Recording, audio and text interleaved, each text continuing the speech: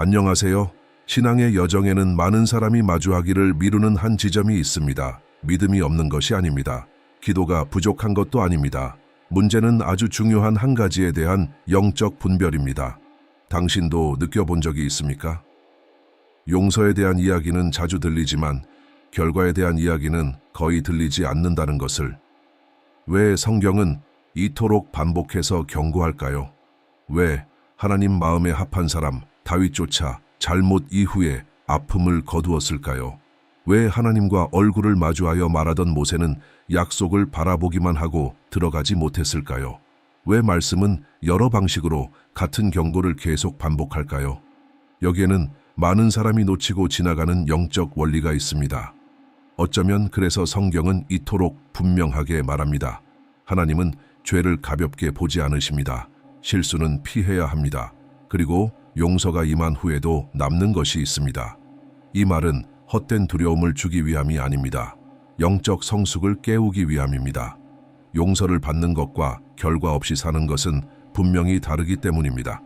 이 차이를 일찍 깨닫는 사람은 하나님 앞에서 훨씬 지혜롭게 걸어가게 됩니다. 이 메시지를 따라가다 보면 성경 속에서 반복되는 한 가지 흐름을 보게 될 것입니다. 정죄가 아니라 분별로 부르시는 하나님의 초대입니다. 더 단단하게 걷고 싶다면, 불필요한 아픔을 피하고 싶다면, 그리고 성경이 왜 이 경고를 반복하는지 깊이 이해하고 싶다면 조용히 끝까지 함께해 주십시오. 이제 메시지로 들어가겠습니다. 갈라디아서 6장 6절에는 이렇게 기록되어 있습니다. 말씀으로 가르침을 받는 사람은 자신을 가르친 사람과 모든 좋은 것을 나누어야 합니다. 그리고 성경은 계속해서 말합니다. 속지 마십시오. 하나님은 업신여김을 받지 않으십니다. 사람이 무엇을 심든지 그대로 거두게 됩니다. 이 말씀을 마음에 깊이 새기십시오. 잘못하지 마십시오.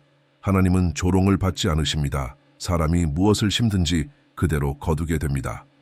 이제 당신은 잠잠히 돌아보아야 합니다. 지금까지 당신의 믿음을 붙들어 온 기준이 무엇인지, 무엇 위에 당신의 기대를 세워왔는지 차분히 살펴보아야 합니다. 이 부분에서 당신은 매우 신중해야 합니다. 어떤 가르침이 성경적 주장으로 인정되려면 반드시 말씀의 근거가 필요합니다. 어떤 이들은 두세 구절의 뒷받침이 있어야 한다고 말하고, 또 어떤 이들은 한 구절로도 주장을 세우기도 합니다. 바로 이 지점에서 많은 사람이 길을 잃습니다. 왜냐하면 어떤 사람들은 문맥에서 분리된 단 하나의 구절을 붙잡고 그것을 절대적인 진리로 만들어버리기 때문입니다. 역사를 돌아보면 가장 많이 오해된 생각 중 하나는 하나님이 우리의 잘못을 대수롭지 않게 여기신다는 믿음입니다.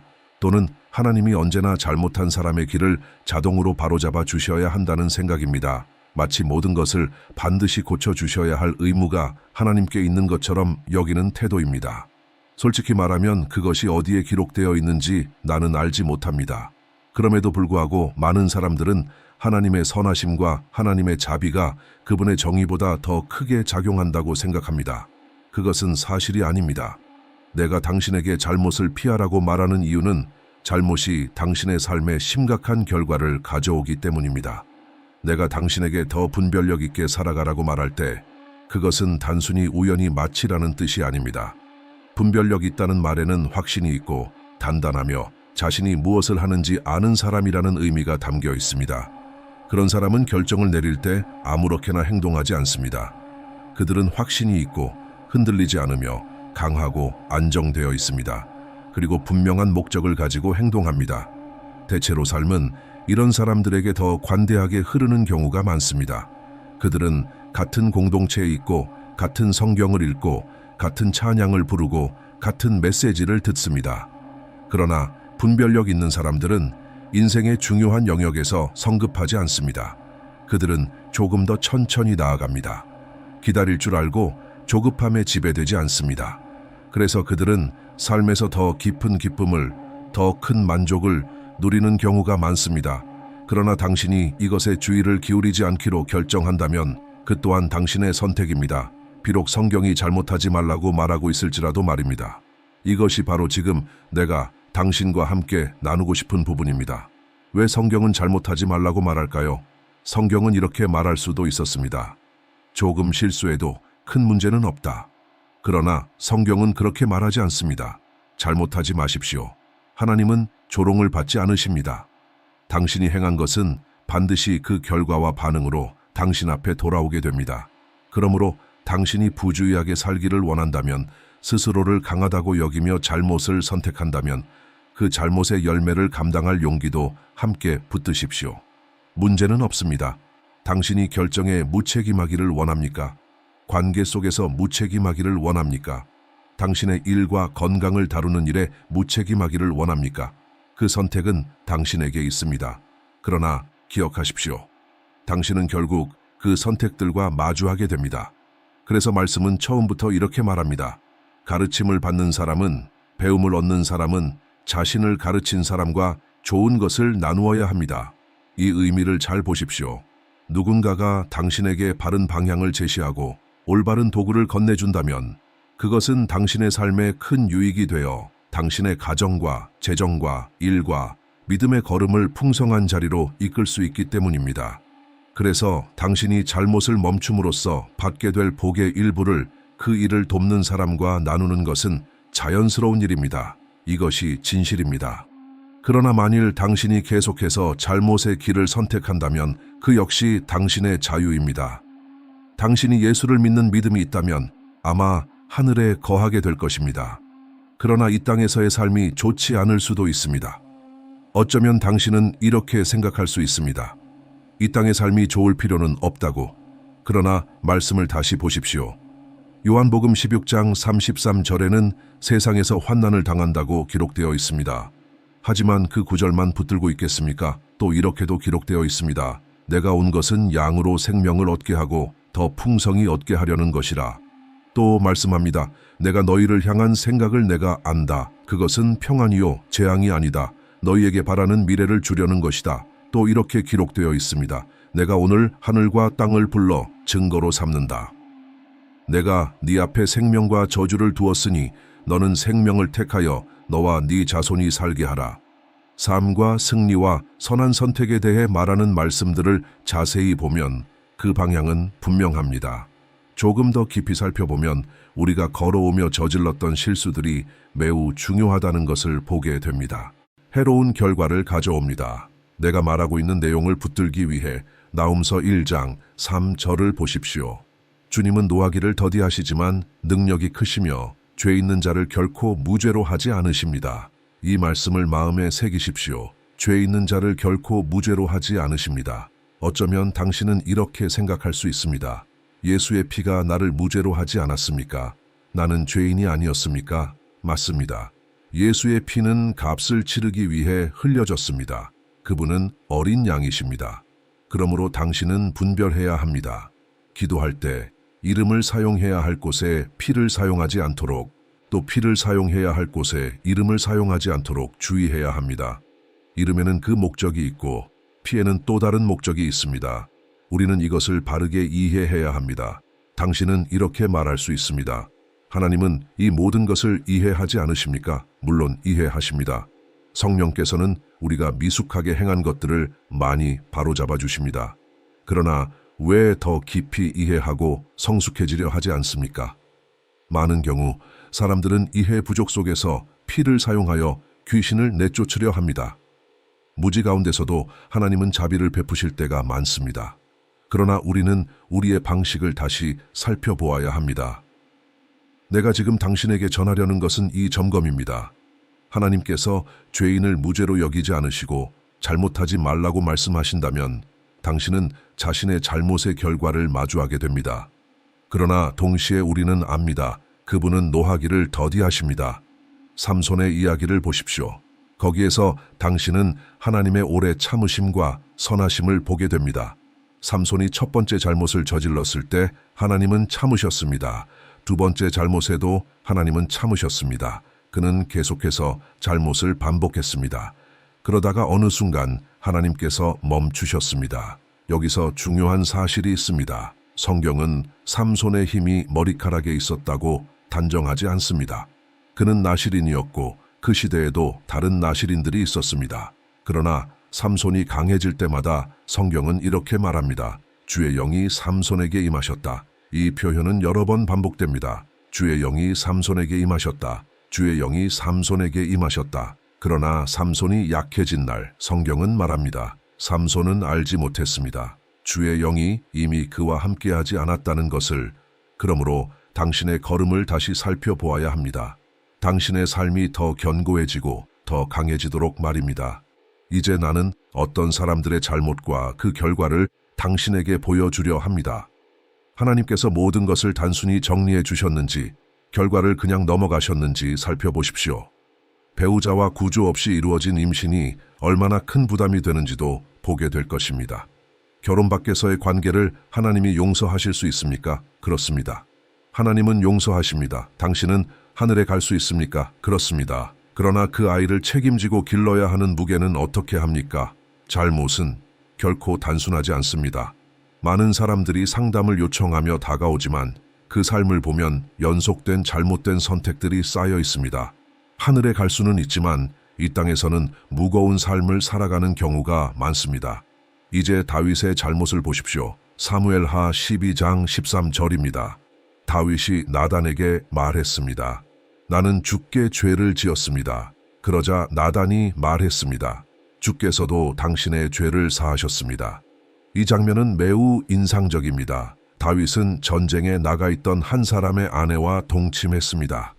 그 여인은 임신했습니다. 그리고 다윗은 그 남자를 전쟁터에서 죽게 만들었습니다. 그는 명령을 내린 사람이었습니다.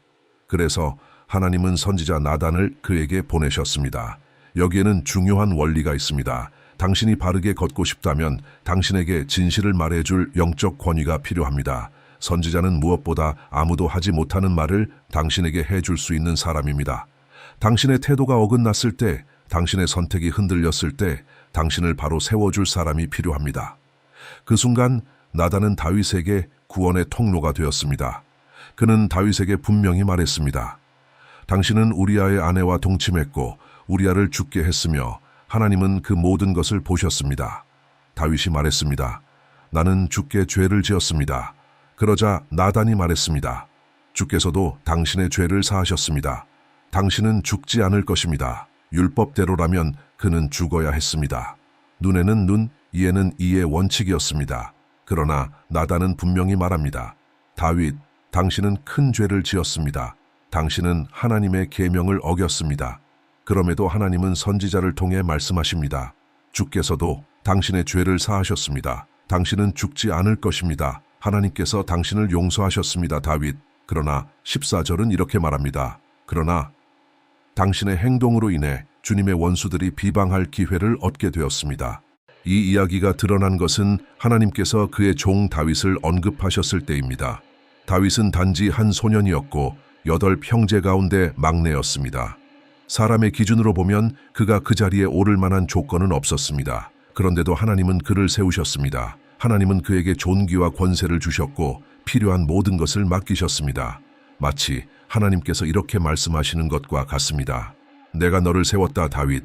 내가 너에게 네가 갖지 못했던 것을 주었다. 그것이 부족했다면 나는 더 주었을 것이다. 그러나 잘못이 있었습니다. 그리고 말씀이 임합니다. 너는 죽지 않을 것이다. 그러나 그 아이는 병들었습니다. 그리고 하나님은 말씀하셨습니다. 그 아이는 죽을 것이다. 또 이렇게 말씀하셨습니다. 네가 우리아에게 사용한 그 폭력의 칼이 네 집에서 떠나지 않을 것이다. 네가 은밀히 행한 일이 드러나게 될 것이다. 네 아들 중 하나가 네 아내들과 동침하게 될 것이다. 잠시 멈추어 생각해 보십시오. 다윗은 용서를 받았습니다. 그는 죽지 않았습니다. 그러나 남은 것이 있습니다. 수치와 굴욕과 가정의 혼란과 그가 뿌린 선택의 결과입니다. 다윗은 갈라디아서에서 말한 원리를 분명히 알았어야 합니다. 잘못하지 마십시오. 잘못은 반드시 결과를 가져옵니다. 당신은 하나님의 사람일 수 있습니다. 그러나 그것이 당신의 선택이 아무 결과도 낳지 않는다는 뜻은 아닙니다. 하나님께서 당신의 잘못을 항상 대신 바로잡아 주실 것이라 생각하지 마십시오. 이제 또 다른 예를 보십시오. 모세의 경우입니다. 지금까지 우리는 모두 하나님의 사람들을 보고 있습니다. 모세, 하나님과 얼굴을 마주하여 대화하던 사람입니다. 출애굽기 32장 32절을 보십시오. 이제 그들의 죄를 용서해 주십시오. 그렇지 않으시려면 내 이름을 주께서 기록하신 책에서 지워 주십시오. 이 대화의 깊이를 생각해 보십시오. 매우 긴박한 순간이었습니다. 하나님은 그 백성을 멸하고 다시 시작할 수 있다고 말씀하셨습니다. 그러나 모세는 사랑으로 중보합니다. 그는 이렇게까지 말합니다. 그들을 용서해 주십시오. 그렇지 않으시려면 내 이름을 지워 주십시오. 이것이 그의 영적 깊이를 보여줍니다.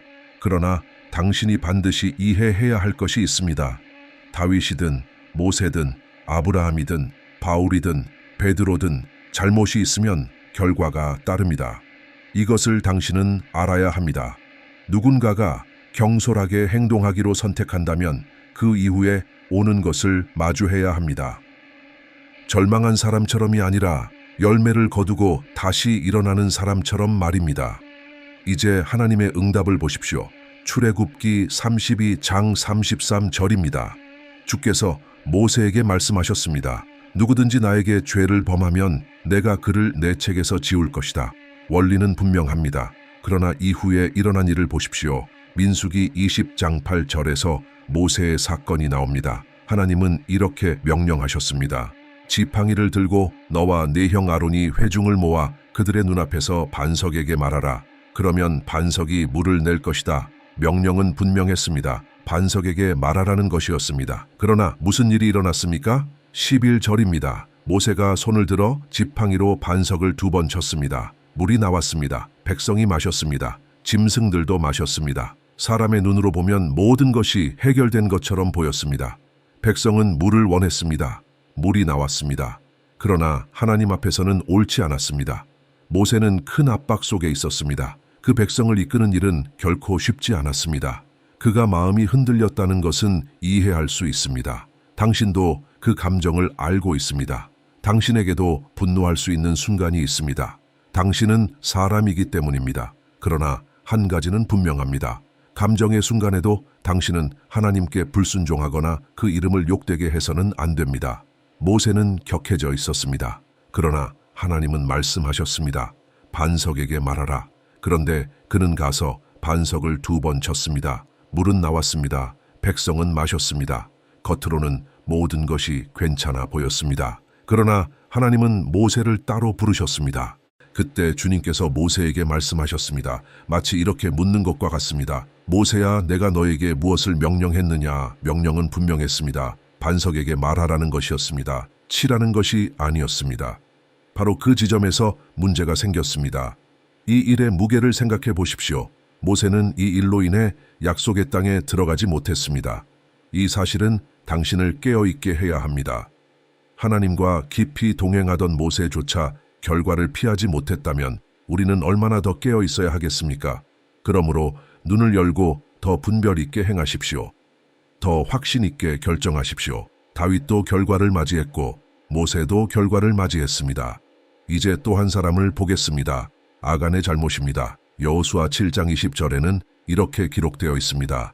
아간이 여호수아에게 대답했습니다. 내가 참으로 이스라엘의 하나님께 죄를 지었고 이렇게 행했습니다. 그는 고백했습니다. 그는 인정했습니다. 그러나 결과는 따라왔습니다. 그 역시 하나님의 백성에 속해 있었지만 그 땅에서 살아갈 특권을 잃었습니다. 왜입니까? 잘못이 있었기 때문입니다. 그러므로 우리는 이 문제를 가볍게 다루지 말아야 합니다. 이 말은 나 자신에게도 해당됩니다. 이제 마지막 예를 보십시오. 창세기 31장 30절입니다. 말씀은 이렇게 말합니다. 네가 아버지 집을 그리워하여 떠났거늘 어찌하여 내 신들을 훔쳤느냐. 여기에는 라헬의 잘못과 야곱의 잘못이 함께 나타납니다. 야곱은 장인과의 관계가 좋지 않았습니다. 가정 안에는 긴장이 있었습니다. 그 상황 속에서 야곱은 정면으로 문제를 다루기보다 다른 선택을 합니다. 그는 장인이 자리를 비운 틈을 기다렸다가 장인이 없는 사이에 자기 소유를 모두 모아 떠나 버립니다. 장인이 돌아왔을 때 그는 이 소식을 듣게 됩니다. 야곱이 장막을 거두고 재산을 챙겨 떠났다는 소식이었습니다. 이 장면은 우리에게 생각하게 합니다. 갈등 앞에서 아무리 어렵더라도 진실은 드러나야 합니다. 나는 압니다. 때로는 진실을 말하는 것이 침묵하는 것보다 더 아플 때가 있습니다. 야곱은 이미 길을 떠났습니다. 그러나 장인이 돌아와 그 소식을 들었습니다. 그가 떠났다는 소식이었습니다. 야곱은 아이들과 아내들과 가축들을 이끌고 이동하고 있었습니다. 빠르게 움직이기는 어려운 상황이었습니다. 그래서 라반은 사람들을 모으고 말을 준비하여 야곱을 뒤쫓았습니다. 결국 그를 따라잡았습니다. 그 만남은 편안하지 않았습니다. 그러나 하나님께서 상황을 누그러뜨리기 위해 밤에 라반에게 나타나 야곱에게 해를 끼치지 말라고 경고하셨습니다. 두 사람이 만났을 때 라반은 말합니다. 당신에게 아무 일도 하지 않은 것은 당신의 하나님께서 밤에 내게 말씀하셨기 때문이다.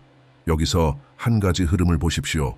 야곱은 이미 한 번 에서를 피해 도망한 적이 있습니다. 그런데 지금 다시 도망하고 있습니다.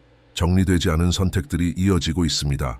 그런데 라반의 집에서 무언가가 사라졌습니다. 그의 신상들이 없어진 것입니다. 라반은 이유를 찾고 있었습니다. 그리고 이렇게 말합니다. 네 짐 속에 내 것이 아닌 것이 있다. 나는 네가 떠난 것 때문에 온 것이 아니다. 네가 나를 도둑질했기 때문에 온 것이다. 이것이 이 이야기의 긴장입니다. 야곱이 말합니다. 나는 당신의 것을 가져가지 않았다. 당신의 사람들을 보내 모두 조사하게 하라. 누구의 짐에서 발견되든지 그는 죽을 것이다. 그러나 야곱은 알지 못했습니다. 그 우상들을 훔친 사람이 자신의 아내 라헬이었다는 것을. 수색이 시작됩니다. 모든 것이 조사됩니다. 라헬의 차례가 되었을 때 그녀는 몸이 불편하다고 말하며 그 자리에 앉아 있습니다. 사람들이 모르는 사이에 그녀는 우상들 위에 앉아 있었습니다. 아무것도 발견되지 않았습니다. 이미 마음이 상해 있던 야곱은 다시 말합니다. 모두 찾아보라. 여기서 당신의 것이 나오면 가져가도 좋다. 그러나 아무것도 발견되지 않았습니다. 그들은 떠났습니다. 겉으로는 평온해 보였습니다. 그러나 그 순간 라헬은 우상을 훔친 그 선택으로 자신의 길을 스스로 결정하고 있었습니다. 그리고 야곱은 자신이 사랑하는 아내에게 미칠 말을 이미 내뱉고 있었습니다.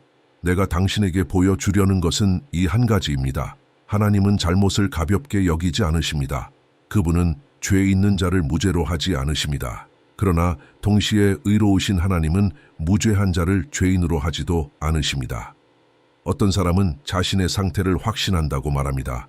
그러나 하나님이 증인이 되실 때에는 사람의 변호가 필요하지 않습니다. 하나님께서 이미 선언하셨기 때문입니다. 죄 있는 자는 무죄가 되지 않으며 무죄한 자는 죄인이 되지 않습니다. 구원에 관하여는 죄인이 하나님의 아들의 피 아래로 나아올 때 그는 의롭다 하심을 받습니다. 그러나 이 땅의 삶에서는 선택이 결과를 낳습니다. 오늘 당신이 내리는 결정은 내일 당신이 마주하게 될 상황이 됩니다. 이것을 깊이 생각해 보십시오. 하나님의 마음에 합한 사람 다윗조차 너는 죽지 않을 것이다 라는 말씀을 들었지만 그의 선택으로 인한 수치의 열매는 남아 있었습니다. 하나님은 자신의 이름이 그분을 따르는 사람들 때문에 욕되게 되는 것을 그대로 두지 않으십니다. 그러므로 잘못을 피하십시오. 더 분별 있게 행하십시오. 더 단단하게, 더 확신 있게, 더 책임 있게 결정하십시오. 그리고 말씀에 근거하여 나는 당신에게 말할 수 있습니다. 순종이 있는 곳에 높이심이 있습니다. 주님의 음성을 주에 깊게 듣고 그 명령에 순종하면 주 하나님께서 당신을 높이실 것입니다. 당신이 가는 곳마다 복이 따르게 될 것입니다. 조건은 분명합니다. 듣고 순종하는 것입니다. 그러므로 나는 성경의 근거 위에서 당신에게 말합니다. 당신이 잘못에서 돌아서고 더 단단해지고 더 확신 있게 살며 더 책임 있게 살아간다면 이 시간은 당신의 삶에서 가장 좋은 때가 될 것입니다. 이제 당신을 하나님의 임재 앞으로 초대하고 싶습니다. 가능하다면 잠시 눈을 감고 진심으로 마음을 여십시오. 주 하나님, 지금 이 메시지를 듣고 있는 이 삶을 주님께 올려드립니다. 주님은 지나온 모든 길을 아시고 내렸던 모든 선택을 아시며 마음을 무겁게 했던 모든 실수도 알고 계십니다. 갈라디아서 6장에 기록된 것처럼 사람이 무엇을 심든지 그대로 거두게 됨을 우리는 인정합니다. 그러나 지금 우리는 주님의 자비와 함께 진정한 변화가 필요합니다. 주님, 지금 이 사람을 찾아와 주십시오. 아픔이 있는 곳을 만져주시고 혼란이 있었던 곳에 빛을 비추시며 약해진 곳을 다시 세워주십시오. 오늘 이 순간 새로운 시작이 있게 하시고 새로운 태도와 새로운 견고함이 주님 앞에 세워지게 하십시오. 혹시 아직 예수님을 인생의 주로 영접하지 않은 사람이 있다면 지금 이 순간 마음으로 고백하게 하십시오. 예수님, 당신을 나의 유일하고 영원한 구주로 받아들입니다. 이미 주님과 함께 걸어가고 있는 삶이라면 지금 이 순간 믿음을 새롭게 하시고 영적 감각을 깨우시며 분별과 경외함을 다시 회복시켜 주십시오. 오늘부터 더 단단하게, 더 책임있게, 더 주님의 음성에 민감하게 살아가게 하십시오. 다윗에게 오래 참으셨던 것처럼, 주의 종들에게 인내를 베푸셨던 것처럼 이 삶 위에도 순종의 새로운 시간이 열리게 하십시오. 이 걸음을 지켜주시고 이 길을 붙들어 주시며 모든 발걸음을 주님께 더 가까이 이끌어 주십시오. 아멘. 이 메시지가 당신의 마음에 분별을 가져다 주었다면 이 채널을 구독해 주십시오. 이 작은 행동이, 이 말씀이 더 많은 사람에게 전해지도록 돕게 됩니다. 그리고 당신의 이야기도 들려주십시오. 오늘 말씀 가운데 어떤 부분이 가장 마음에 닿았는지 댓글로 나누어 주십시오. 당신의 나눔이 다른 누군가에게 평안이나 깊은 깨달음을 전해줄 수 있습니다. 우리는 여기서 함께 걸어가겠습니다. 주님께서 영광 가운데 다시 오실 그날까지.